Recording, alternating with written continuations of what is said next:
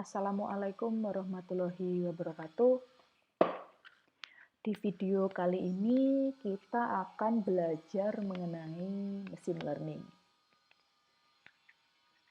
Oke, sebelum kita belajar lebih dalam mengenai machine learning, alangkah baiknya kita kenalan dulu dengan si machine learning ini.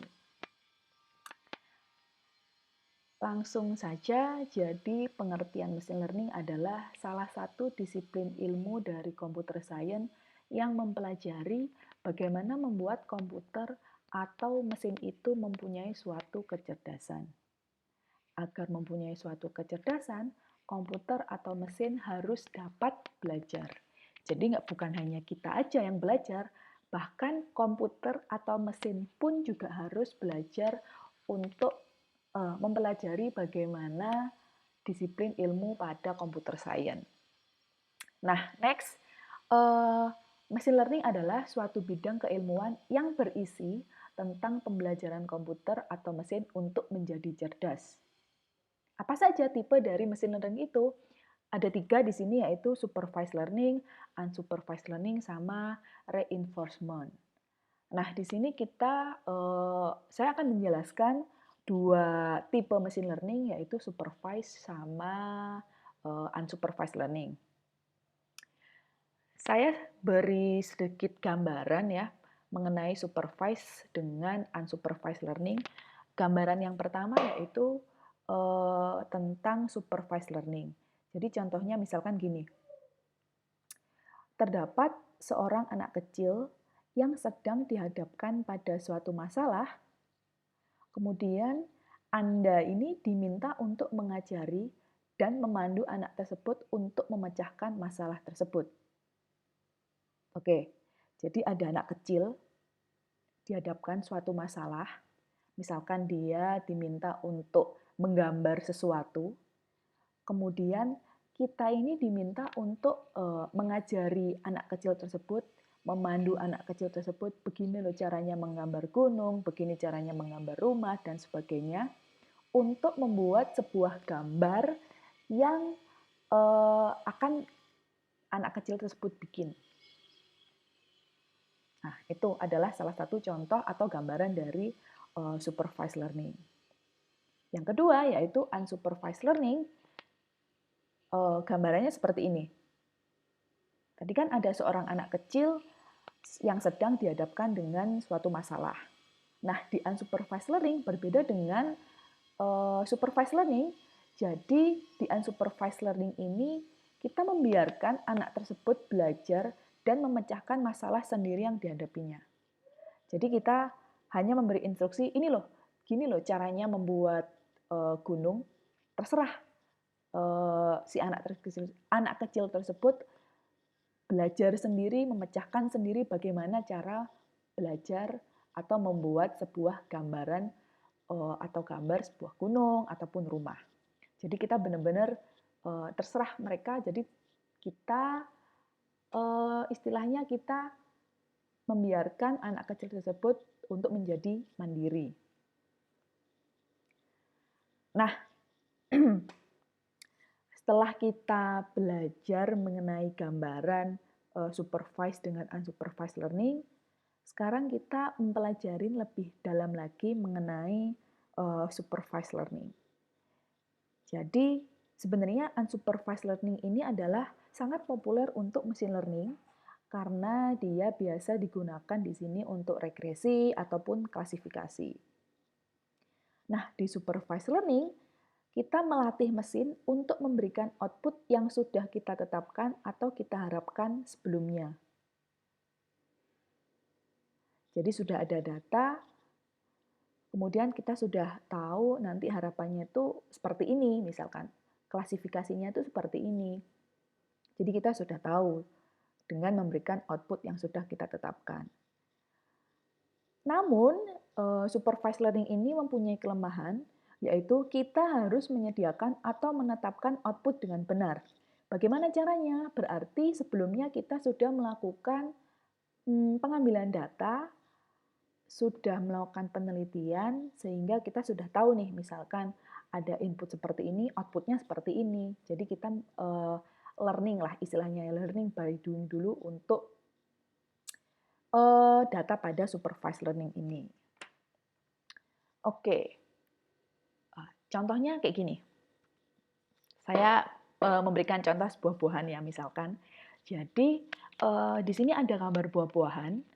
Nah, kita kemudian sekarang kita meminta mesin untuk menentukan, misalkan ya, yang mana anggur, yang mana ceri, yang mana apel, yang mana pisang.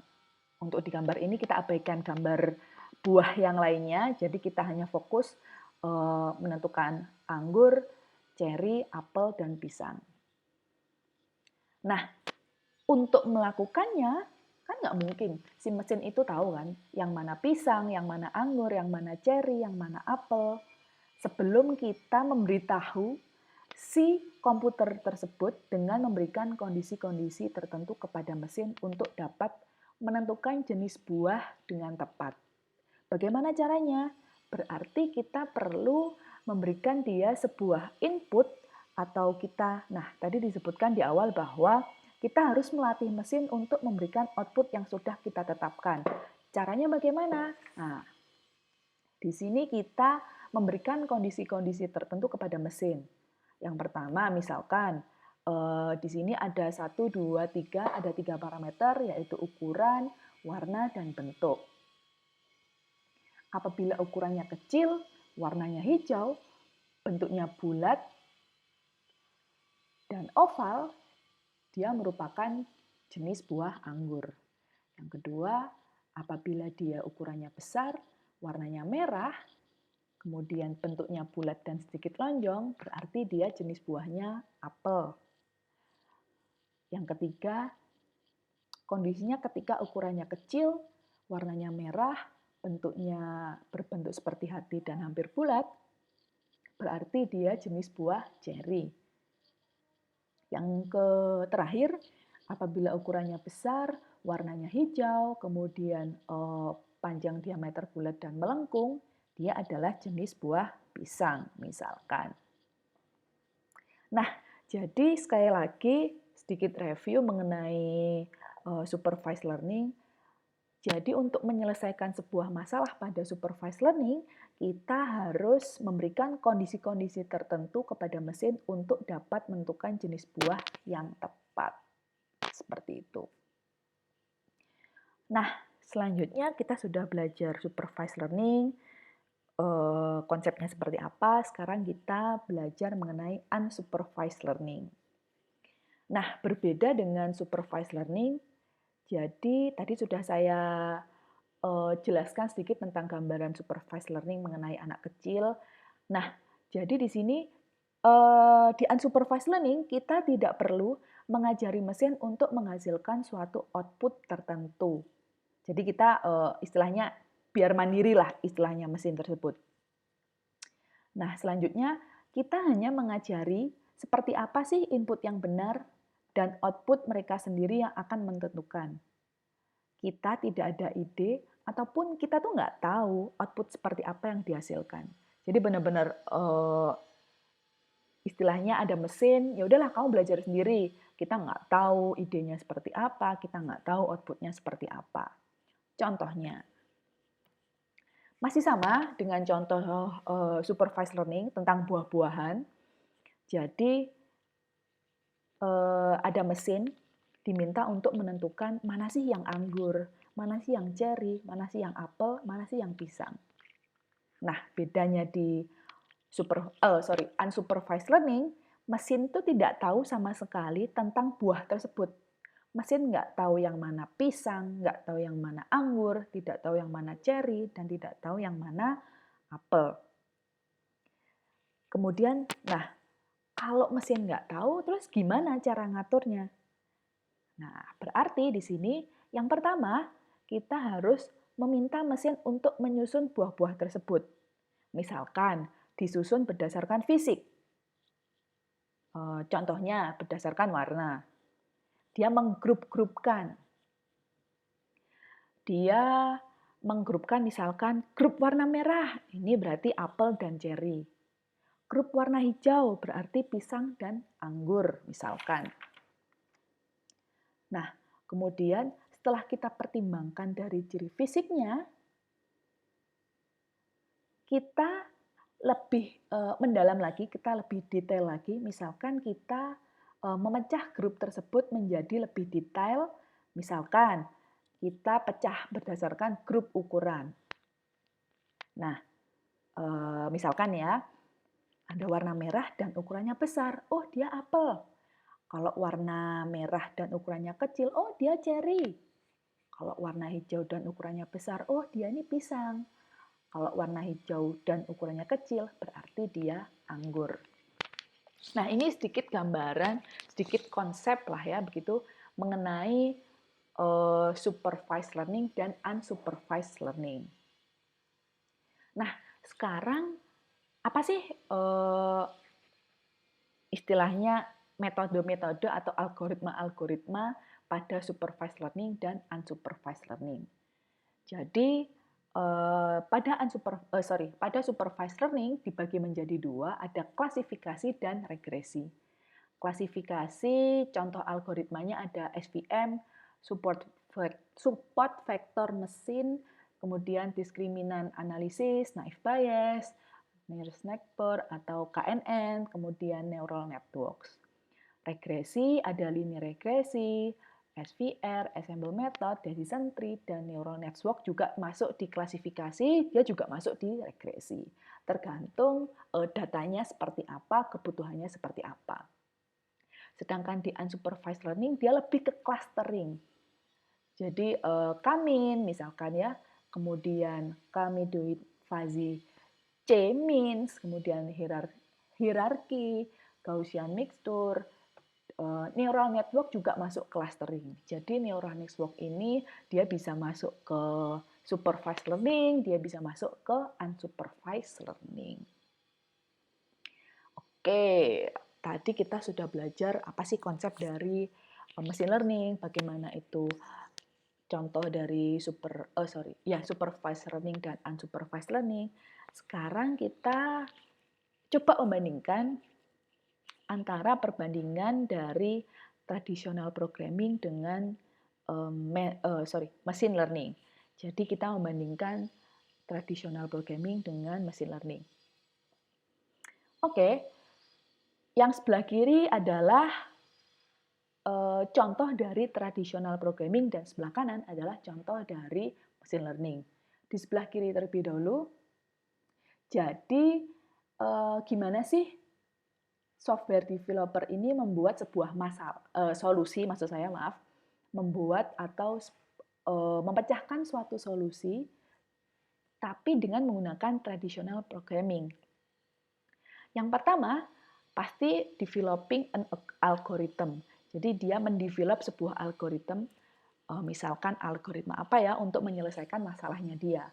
Kemudian yang kedua, setelah dia mendevelop, dia mengimplementasikan algoritma itu menjadi sebuah kode atau program misalnya. Nah, setelah diimplementasikan, dia usage, dia untuk apa gitu ya? Maksudnya dengan caranya gimana gitu. Yang pertama, sebelum dia implementasi, dia sudah mulai, maksudnya di sini usage ini sudah mulai prakteknya lah kasarannya. Nah, yang pertama dilakukan pasti input parameter. Parameter apa saja yang dibutuhkan untuk masalah yang akan dia selesaikan, untuk solusi yang akan dia selesaikan. Kemudian setelah input parameter, dia mengimplementasi algoritmanya. Setelah mengimplementasi, akan muncul hasilnya seperti apa sih dari algoritma tersebut. Nah, sedangkan pada machine learning, jadi di sini how a data engineer develops a solution using machine learning. Bedanya di sini pada machine learning, yang pertama data collection and preparation. Jadi seorang data engineer mengumpulkan data dulu dan melakukan preparation. Jadi mengumpulkan data sebanyak-banyaknya, entah datanya berupa database atau pada spreadsheet atau di Excel atau apapun itulah, intinya kita membutuhkan data. setelah data terkumpul semuanya, kemudian yang kedua, experimenting with different algorithm to build a better model. Jadi kita istilahnya mengeksperimen dengan algoritma yang berbeda untuk membuat model yang tepat, untuk membuat model yang bagus. Jadi ada data, kemudian kita eksperimen menggunakan mesin learning, kemudian akan muncul model mesin learning-nya seperti apa. Oke ya, di sini bedanya ya. Jadi bedanya tradisional dengan mesin learning. Kemudian yang terakhir, yang ketiga, prakteknya sama, kita juga perlu parameter tentunya. Untuk menyelesaikan suatu masalah, kita perlu parameter. Setelah input parameter, baru kita mengolah nih model mesin learning seperti apa. Nah, baru keluar hasilnya. Nah, seperti itu sedikit perbedaan antara traditional programming dengan machine learning. Jadi kalau di tradisional dia develop develop algoritmanya, kemudian bikin codingannya, baru dia mengimplementasikan dan keluar resultnya dengan menginputkan parameter terlebih dahulu. Tapi kalau di machine learning, dia mengumpulkan data sebanyak-banyaknya dulu nih. Dia butuh data sebanyak-banyaknya dulu. Setelah ada data, baru kita eksperimen dengan menggunakan machine learning. Jadi kita kalau di tradisional kan ada algoritmanya dulu, baru diimplementasi. Kalau di machine learning, kita kumpulkan datanya dulu. Kita kumpulkan datanya dulu sebanyak-banyaknya, kemudian kita eksperimen dengan machine learning, lalu akan muncul atau menghasilkan sebuah model machine learning-nya. Nah, dari model tersebut baru kita inputkan parameternya. Baru akan keluar hasilnya seperti apa. Kalau machine learning klasifikasi ya munculnya klasifikasi, regresi sesuai dengan kebutuhannya. Oke, slide terakhir di sini mungkin ada beberapa memang untuk kebutuhan data pada machine learning kita bisa secara mandiri begitu ya mencari data untuk menyelesaikan atau untuk bukan menyelesaikan tapi ada data, kemudian gimana sih solusinya tuh apa gitu ya. Tapi selain kita mencari data mandiri, juga ada dataset, resource dataset yang sudah tersedia banyak sekali di Google, jadi kita nggak perlu mencari data mandiri, apalagi pada machine learning ini kita harus membutuhkan banyak sekali data, jadi membutuhkan waktu yang lama. Jadi saya ulang di sini ada sebuah resource dataset machine learning di Google ada banyak sebenarnya, saya di sini cuma menyebutkan 5. Yang pertama uji repository, uji KDD archive, kemudian Statlib, Delft, dan Kaggle. Oke, mungkin untuk sekedar pengen tahu datanya seperti apa, bisa kalian klik di situ, bisa kalian lihat datanya itu seperti apa. Di situ juga biasanya sudah ada penjelasan. Misalkan ini tuh parameter pertama, maksudnya seperti ini, nilainya seperti ini, sudah ada penjelasannya di situ. Oke, mungkin sampai di sini kenalan kita dengan machine learning. Saya mohon maaf apabila kesannya seperti buru-buru, tapi saya berharap semoga ilmunya bisa masuk ke kalian. Terima kasih, saya akhiri. Wassalamualaikum warahmatullahi wabarakatuh.